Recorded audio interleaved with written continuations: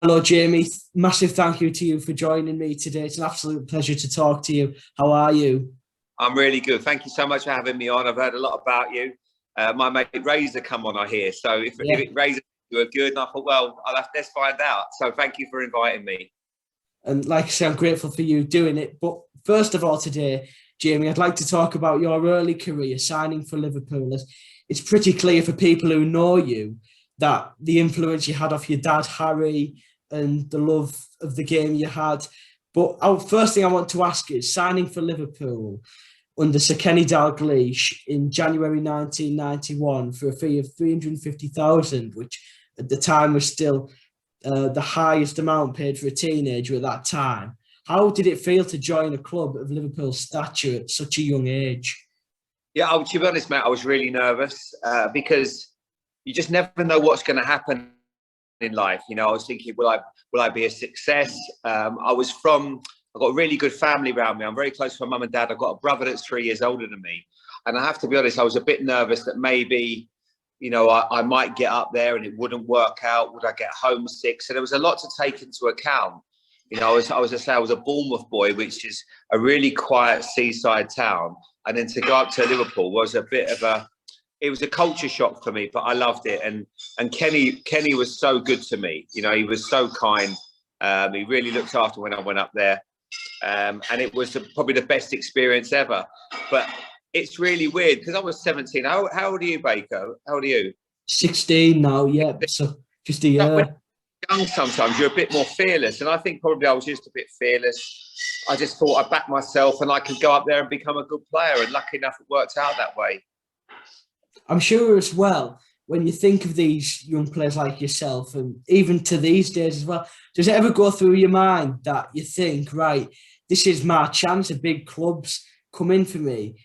If I ever do something wrong, is this going to be the only chance for me? Did that ever go through your mind? Because I think there's been plenty of young players championship clubs in recent years who may have had a big move waiting for them, but they've stayed and then haven't got to that level that they could have at one point. Yeah, definitely, man. And before I signed, there was a guy called Wayne Harrison. And Wayne Harrison, he was previously the most expensive teenager ever. And he went up to Liverpool and it didn't really work out for him. So from my point of view, I was a little bit nervous. I was aware that it could go wrong, but I backed myself and I thought, you know what, you can do it. You're a good player. You've got all the attributes you need to make it. Why not, you know, give it a go? And Kenny, as I say, made me feel so welcome. And, you know, I got involved. Of course, mate, I had moments when I wanted to go home. I was nervous about being away. I wanted to be with my parents. I was homesick, but I stuck by it. You know, I stuck at it, and lucky enough for me, it went well. And you know, I ended up captaining the club, which is something that I'm so proud of. So for that young boy to become what he did, yeah, it brings back a lot of great memories for me.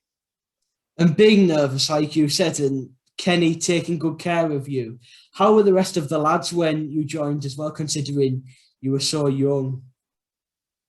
Yeah, there was a mixture. I can't lie. I'd love to tell you something. Everyone was amazing because when you go up there and you're a Southern boy and everyone's sort of looking at you, at what you're going to be like, there was a lot of press attention because of my age and my dad.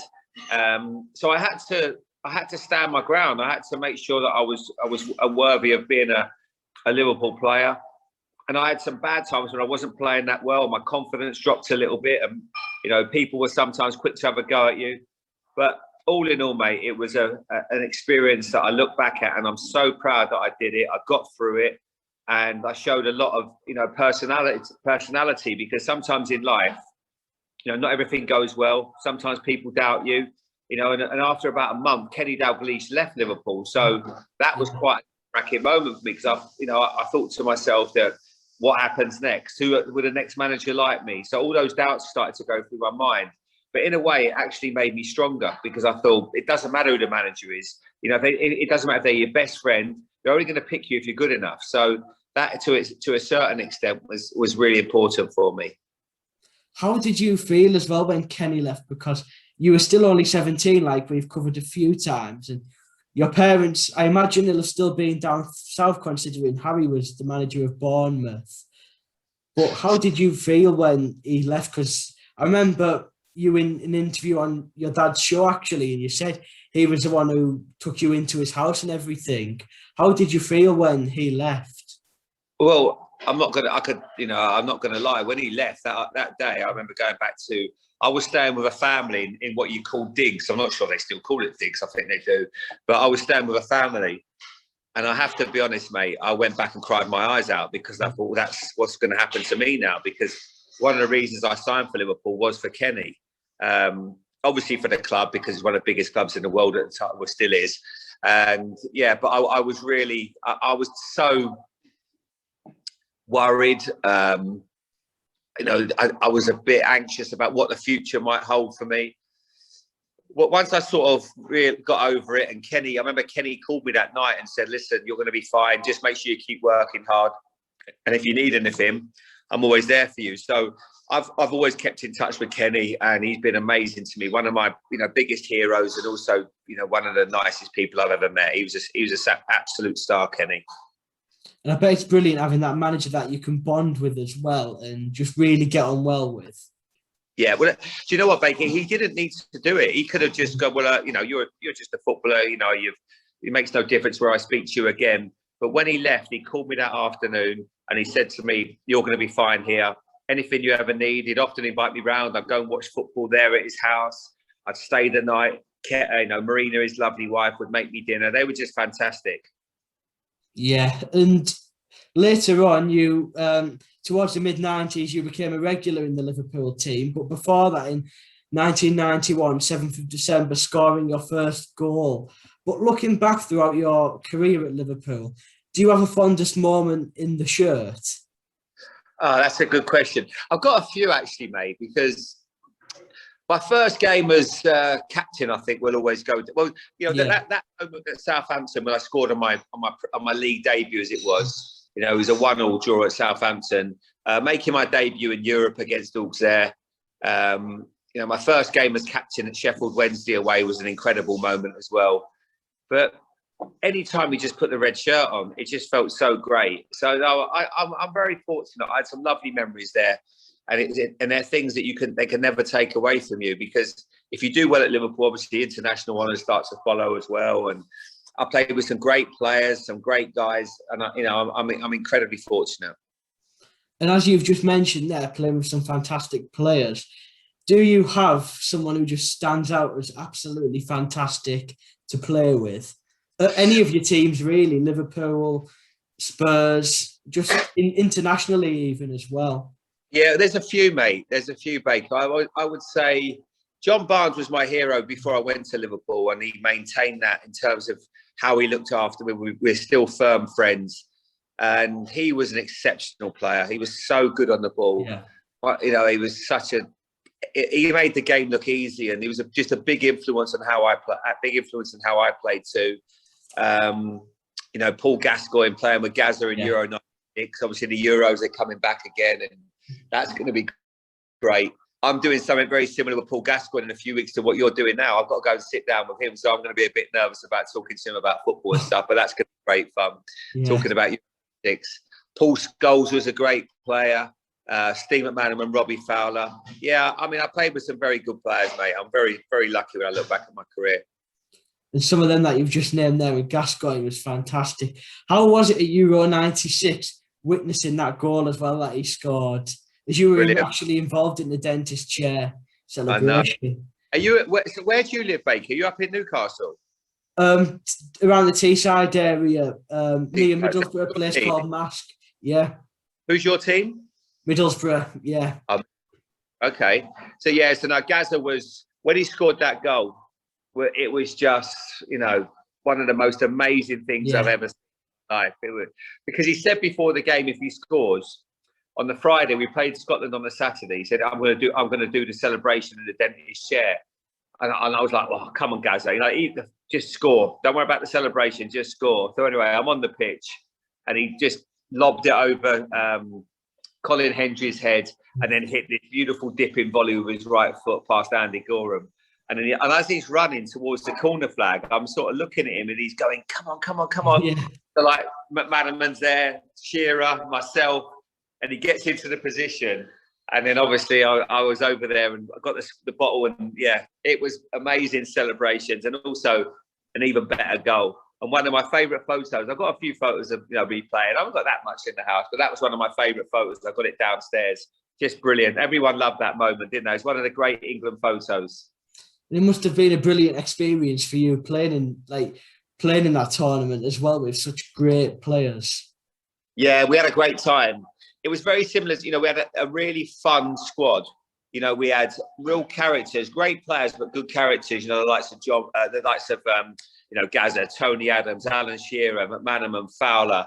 Darren Anderton was a really good player. Teddy Sheringham, Shearer, and David Seaman in goal. It was endless, the names we had, but also we had a real camaraderie and togetherness off the field. So Terry Venables treated us like men. We were allowed to go out for a few drinks after games, and back at the hotel, we had so for the whole 4 or 5 weeks, however long it lasted, we had the hotel to ourselves. So, you could just do whatever you wanted. There was tennis courts there. If we had a day off, we'd go for a swim. There was a golf course just around the corner. It was a brilliant experience and a great time to be, playing for England, that's for sure. It's going to be hopefully very similar this summer with the Euro. I'd just like to point out as well, 20 years today since Three Lions was released. I bet that was non-stop at your training camp, that tournament. Was it 20 years today? Yeah, 20 years today, yeah. Oh, I didn't know that. That's amazing. And I was in that video. Yeah. When you were all lining up, yeah. I know. I was on the end. I've nearly missed it. And someone said, "You want to be in the video?" And I was like, "What's the song?" And they went, "Oh, it's called Three Lions. It won't be very big. Just go over and if you don't mind being part of it." I was like, "Oh yeah, okay, whatever you want, no problem." Next thing, we started doing well, and the song just grew and grew and grew. Yeah. Even now, when I hear it, it makes me so happy hearing that song. It's amazing.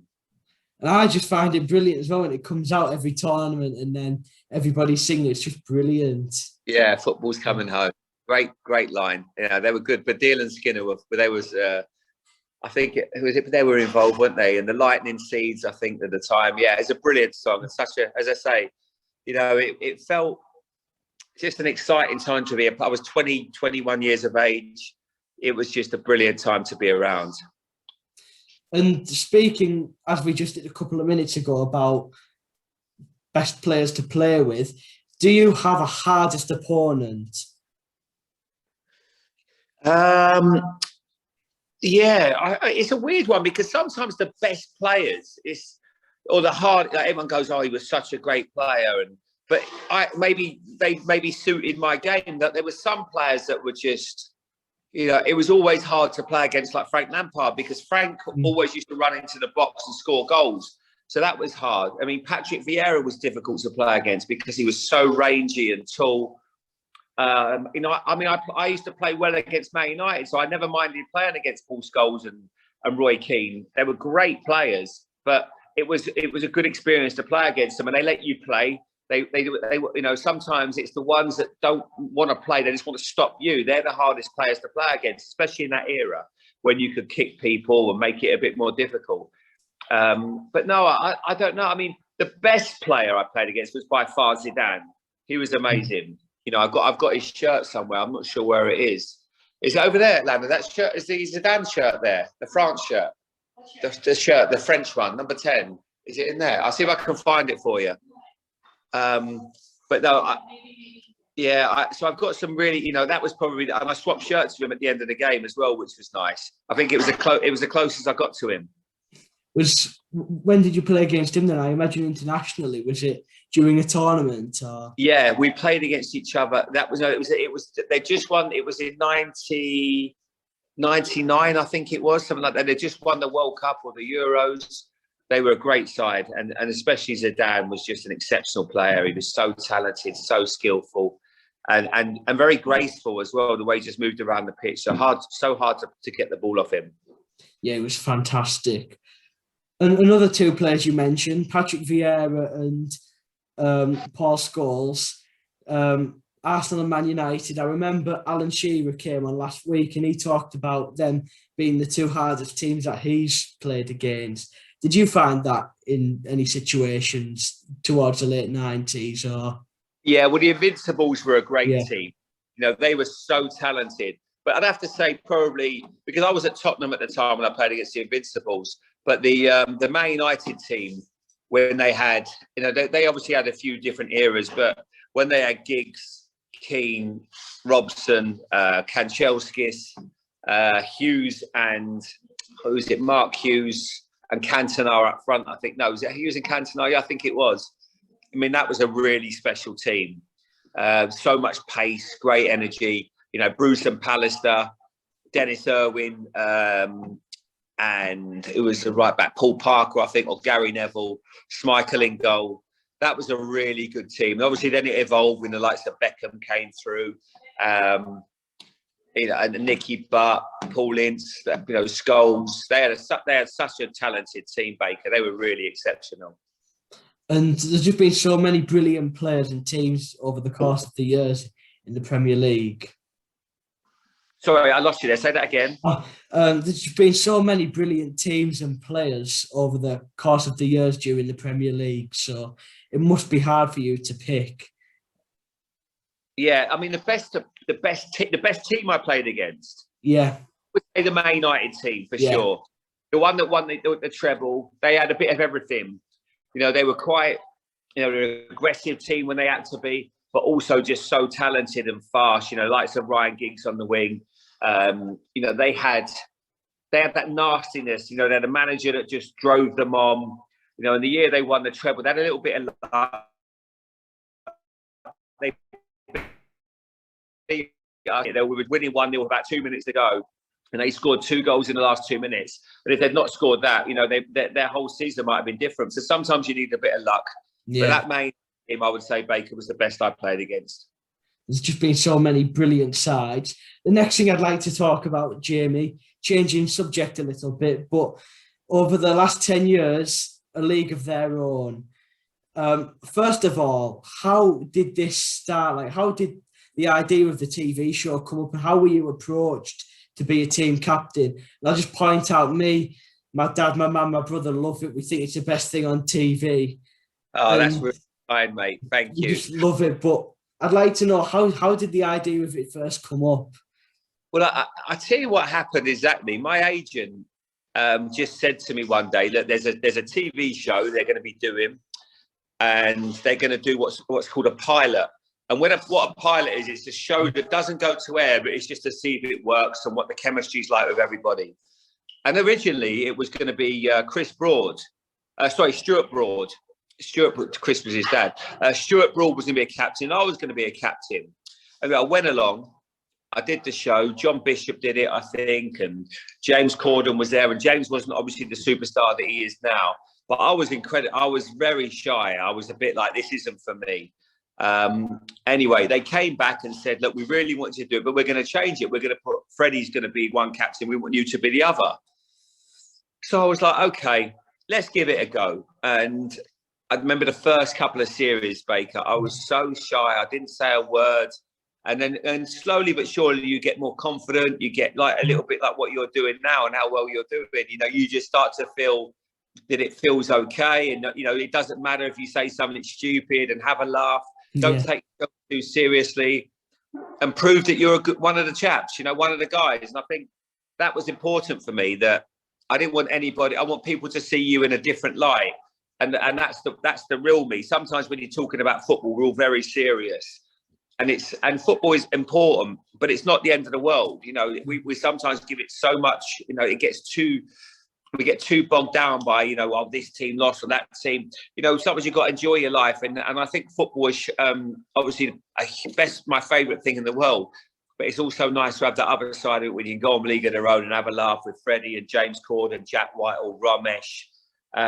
It's been the best thing I've ever done, doing League of Their Own. I've loved it so much. As I say, it's not football. Football is my life and my bread and butter.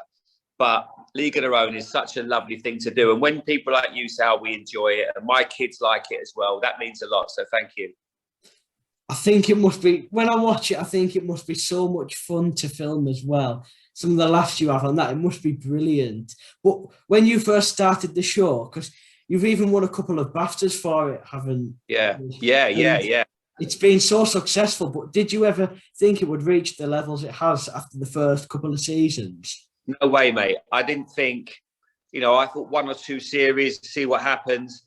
And then slowly, obviously, James's success has been phenomenal. And then John Bishop was great on it. And then Jack Whitehall came in.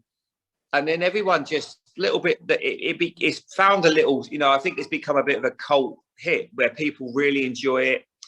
More people talk to me about League of Their Own now than my football career. So it is funny. They love it. And I think what it's done, and it's like you just summed it up for me, which makes me really happy that you watch it with your mum and your dad.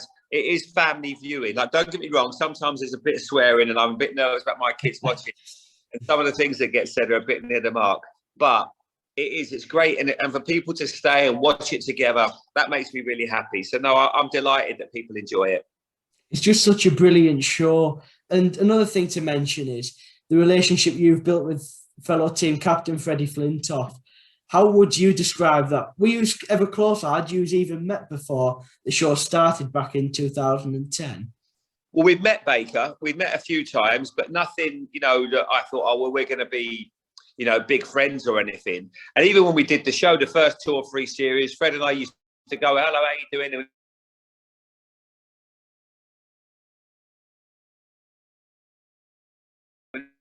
I'm a bit easier to get to know. I'm a bit more of an open book than Freddie. But once you break Freddie down, he's a great guy. He's one of my best friends. He'd do anything for me. So I adore him. But it did take like 3 or 4 years before he realised that, look, I'm not a threat. I'm not looking to, ever be anything, other than just, work with him and have a good time. And I think it does take him time before he's like, okay, you're all right. I like you. But he's brilliant. I love him, and he's to say he's a national treasure, Freddie. And I'm, it's nice to have him as one of my best mates. You've even done the DNA journey together, didn't you? So that must have been fantastic. Yeah, that was great. I really enjoyed doing that, Baker, because it was nice for my kids to watch it and see the family tree and where it comes from. Because I found stuff out that I had no idea. I thought a lot of my family were from where you're from, up in the northeast. They were miners. That was my mum's side, so that was a lot of pride from that, because I was, for some reason, felt that I was so aligned to being from East London or this area of the world. But to hear I had some family in the northeast, that was a real and one of my my ancestors went down a mine and he helped save someone. So there was a lot of warmth around the show. And as you can imagine, my dad's side was a bit naughtier, but that doesn't surprise me. As you said as well, it must have been brilliant for your family, your kids, to see as well and learn, even yourself, about stuff you didn't know about your family tree. Yeah, definitely. It's a part of my life that, when I was younger, I think we take things for granted. But I watched it. I'm just Bo, my little boys, is here with me now. We watched it together. And I was so pleased that he watched it and understood it, and he enjoyed it as well. Because sometimes with these programs, you've got to, there has to be a story. Otherwise, there's no point doing it. And if your family haven't got any sort of, and especially Freddie's, one of his, I think it was Albert, one of his great uncles, was a real character as well. Yeah. And there was a lot of similarities, and you could almost see the traits of what makes Freddie the man that he is, and what makes my story. And it could have actually, there was a lot of stuff that had to get cut out of, not just mine, but also Freddie's, that would have made great TV. But obviously you can't make it a 2-hour show or 2 shows, because everyone's, part of it. But it was really good to be part of. But it was brilliant. And now back to A League of Their Own with Freddie and everything. And just in general, as we speak, there's been 15 panel series. Do you have a favourite moment from them? Yeah, there's been loads. I must admit, I really enjoy the road trips now, Baker. That's my favourite. They're fantastic too. But I think going to America, the first road trip we went on when James was doing so well in New York, and we went and did like the baseball and the American football. And I think beating Freddie at baseball was one of the funniest things, because in practice, he was like amazing. He was smashing home runs for fun. And I'd lost in an American football challenge, which is a bit of a nightmare for me, because I was meant to be good at kicking. Anyway, I messed that up. So to win the baseball challenge was quite funny. And I know Freddie deep down was gutted, because I think he thought he was going to be making another documentary about turning pro at baseball. And we know how competitive he is, don't we? By how many things he's just good at on these road trips when he's doing these challenges. Oh, he's done everything though, Baker. That's the problem. Yeah. So what we say? Oh, we're going to go fishing, or we're going to go and do high wire walking, or I don't know, fencing. He's done it. There's not a lot he hasn't done in his life. So, but no, that makes it all the more fun. And as I say, the hardest thing is with him, like with the show, it comes across that I'm a bit scared, and I get that. But I only look scared because I'm next to Freddie Flintoff. Yeah. To most other people, I'm all right. I'll get on with things, but he just doesn't care about anything or like he's not scared of heights or anything that's going to be fearful for him. So it ends up making me look a bit of a weed at times. But anyway, that's fine. And I love the road trips as well. And I've said to you that my whole family love it. And personally, my favourite one was, do you know the second European one, which started off with the clapping dance and then the tomato festival? Oh, yeah, that was mad. That was mad, Baker. I mean, that was disgusting, though. Yeah. I can still, you said it, I can smell it. It was like rancid tomatoes, and everyone just like gets thousands and thousands of them and just throws them at each other. It was disgusting. We must admit, we did have a laugh doing it, but it was the best. I remember, because it's in this tiny village in Spain somewhere. I can't even think what the place is called, but it's called Tomatina, the festival. But when we went afterwards, so you walk up the back alleys, and we sort of filmed for however long we did. And then then obviously they said, okay, we got to go, so we had to do something else. And when we walked up this little alley, there's just people with their hoses just spraying you down. And it was the most, it was the best you've ever, because like it's just all in your ears, in your eyes, everywhere. Your whole body's covered. So yeah, that was one of the nicest sort of, hose downs I've ever had. It didn't end too well for you, though, doing that tightrope challenge. No. But also, you and Freddie both done the forfeit on the latest UK edition with going on the roller coaster. Do you know which one was trickier for you, or were they both as hard as each other? No, I guess with the tightrope, it's lasting, but once you've done it, it's over. But then the roller coaster, it's repetitive and constant. That was. So, I mean, I'm quite lucky. My boys don't really like going on roller coasters, so I don't. When we go to Chessington and they'll look, I do everything else, but no, I don't want to go on the roller coaster. I'm like, oh, that's all right then, good. So when I don't mind going on once, but to have to go on 20 was like, it wasn't hard. It was just made you feel sick. And but the high wire walk was the hardest thing I've ever done, probably in my life. Yeah, because I was so scared because you were so high, and once you got there, you obviously got a harness on, which is going to protect you, but you've also got this fear that if it falls or the rope breaks or snaps, it's not like you're going to be okay. You're dead. I don't even know how high it was, and the walk was so long. So when I lost, and Ramesh, he had that chocolate cow or so, wasn't it? He smashed it on my head. Oh, I was devastated, mate. It was funny, I must admit. But I didn't enjoy that. That was the hardest, most horrible challenge I've ever done on League of Their Own by far. I have to say as well, I certainly wouldn't be able to do that. Just the fact, like you said as well, although you're harnessed in and everything, just the fact of that if it does break, it still just processes in your mind, and it must have been a horrible thing to do. Horrendous. Trust me, I would never want to do it again. But it was afterwards, we both really got quite emotional, Freddie and I. Yeah. So it was quite a weird sort of feeling because, we're best mates. And I think he was actually nervous about me doing it because he knows how much I don't like doing things like that. So, yeah, we were both, quite relieved when it was over. Do you have any other road trips planned? Have you started planning the next one for next year? Well, yeah, we're doing one. Hopefully, now COVID's obviously hope not come to an end just yet, but we're getting there. Hopefully, we'll be going to America next year, or maybe the end of this year. And then we're filming. Is it series 16 or 15? I'm not even sure. But that's going to start in July, so that's good. So looking forward to that as well. And I look forward to seeing them, as I've just stated loads. I'm a huge fan of the show.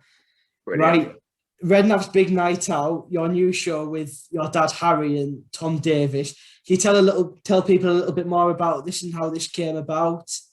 Well, you know what it was, Baker? That we wanted something to be a little bit like a league of their own, but in a sort of a chat show format. And that's what we've produced, really. It's a lot of fun. Tom Davis is one of my best mates. And obviously to do a show with my dad, dad coached me as a player, and then to be working on a TV show, it gives me an enormous amount of pride. We've had great guests. Our last one's actually on tonight, and we've had, people like Martin Compton, who's on Line of Duty. We've had Thierry Henry on. We've had a brilliant actress, Daisy May Cooper, James Corden, Declan Rice, Tyson Fury, to name but a few. So yeah, we've had some amazing guests, and I'm really proud of the show. It's been a lot of fun. And it's a show which is fun as well as like an interview show, a talk show. You have quite a lot of fun as well with Tommy D's, don't you? Yeah, Tommy D's is a bit of a cult place now. Everyone, I keep getting a load of messages. Can I come down to Tommy D's? But we've ended up just putting a bar in where the studio is. But Tom's adamant that he wants to do a Tommy D's in Ibiza or somewhere like that, and take it out there. And yeah, it's so much fun. My big son Charlie wants to come in for a few beers at Tommy D's one day. So yeah, we're looking forward to that. Hopefully as well, we can see it for a second season next year. Yeah, hopefully, mate. We'll see. It's been a lot of fun. And as I say, I'm really relaxed. I've just enjoyed doing the show. It's been so much fun. Great to work with my dad and Tom, and hopefully people have enjoyed it.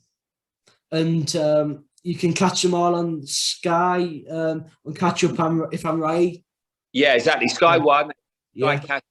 I've got it wrong now, because we've got a show that's on tonight, and then next week we've got our last episode that will be airing next Thursday. So that's got Jesse Lingard's coming into the studio.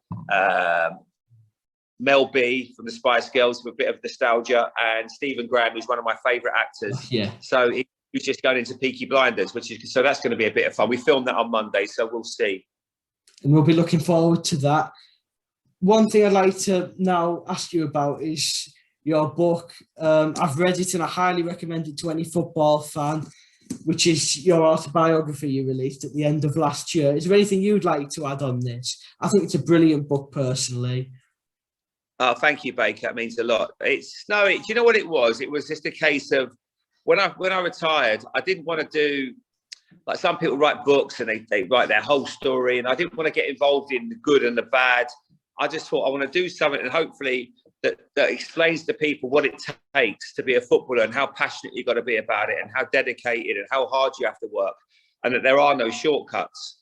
And I think that's what I've tried to achieve. And I've given a bit of an insight into what it's like, to get to do something in your life, and hopefully make a footballer or cricketer or tennis player. And the one thing that it boils down to, mate, is dedication. You've got to want it so badly. You've got to be, when all your mates are, they're going out late at night drinking or whatever, you have to sacrifice yourself. And that's something that I always did. I had as I said to you before, I had great parents that have really helped me. But it came down to me at the end of the day. It's nothing, because my dad played or was a coach, it means, it doesn't matter. If anything, it makes it harder, because people always go, oh, your dad was a footballer, that means you're going to be one. That's not how it works. It's the complete opposite. There's almost more pressure on you. So if the fact that I made it, or if my little boy makes it, that will be a bigger achievement, because the pressure they're already on. And I love the stories about you, how much you just loved the game growing up, and how much of a passion you had for it. And I just love the book. What I'll do for you, Jamie, if people have seen you come on this and want to buy it, I'll leave a link to W.H. Smith's Waterstones where you can buy it. Brilliant, mate. Well, yeah, that's very kind. I appreciate that. But yeah, you don't. It's just nice. It's not it was never a book that I said. When we spoke to the writers, they were really good. I said, I don't want to talk about my whole life. I don't want to. This stuff I want to keep private. And they were like, but this part of it is something that it's a bit of an education for people, and a journey for parents or for kids. And I've had really nice feedback from people go, I've really enjoyed your book. It gave me an insight into what makes a footballer. So that was the objective, and hopefully it's worked. Finally, Jamie, it's been an absolute pleasure to speak to you tonight, and thank you so much for coming on. But I've got one final question. Someone you may know very well, Neil Ruddock. He wants me to ask you, what was it like sharing a room with Razor? Oh, mate. It was entertaining. Entertaining. I mean, he had terrible flatulence. I've never known anyone. I mean, it's to just get in the room and it'd just be on a fartathon.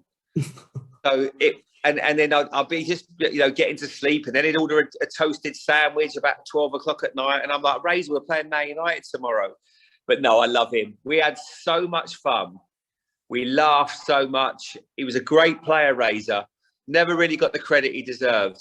But we used to laugh and laugh and laugh, Baker. Yeah, I must admit, it was an absolute joy. I've got nothing but love for Razor. I love it when he comes on League of Their Own, and we've always kept in touch. He was one of life's characters. So yeah, I love him. He was the greatest roommate you could ever have. He was so much fun. Yeah, brilliant. I can't speak highly enough about Razor. I bet it certainly brings back so many memories. Jamie, yeah, it now. Thank you so much for coming on today. It's been a pleasure. Mate, thank you for asking me, and I really appreciate your time, and hopefully we'll meet one day in person. Hopefully, yeah, and that would just be brilliant. But thank you so much again. Good work. Keep doing your thing, okay? Thank you. Yeah. Well, thanks, Baker. Take care.